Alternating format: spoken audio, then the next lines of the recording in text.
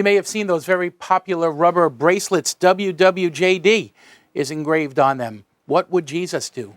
And sometimes you see them on mugs. We see them on bumper stickers. WWJD. It's a reminder that I don't always like remembering what would Jesus do because it makes life difficult.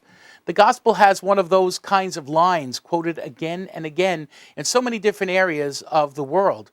Do unto others as you would have them do unto you. WWJD. It's just not right. When I can take advantage of a situation, I don't want to think about that, doing unto others as I would have them do unto me. And yet there is that constant reminder that when we do that, when we're open to that, when we're reminded of what would Jesus do, well, we could ask and it will be given. We can seek and we will find. We can knock and the door indeed will be open to us. Think about that. To ask. To ask, sure, for our wants and needs, yes, to a certain extent, but also a different kind of asking. To seek help, to seek assistance, to seek help in the areas of our life where perhaps we've reached a dead end, in relationships that have reached a dead end, in personal moments in our life where we just can't seem to get it together. To ask for help.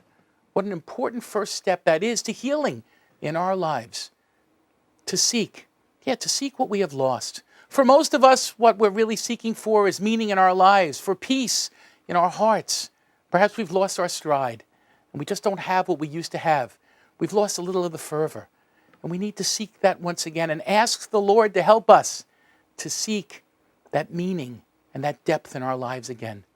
And then to knock. Sometimes when you think about knocking, we think about the door opening, let's make a deal. Door number 1, number 2, or door number 3. No, it's not about that. It's about being fearless. That when we knock, the door will open and that door is endless opportunity, unbelievable experiences if we're open to the power of God in our lives.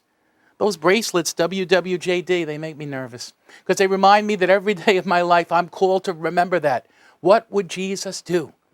We need to be his disciples. We need to be the people who seek and knock and ask because that's who we are as his people. The psalm tells us today, blessed are they who hope in the Lord. Indeed, how true that is, that we remain those people of hope and that we announce it to the world.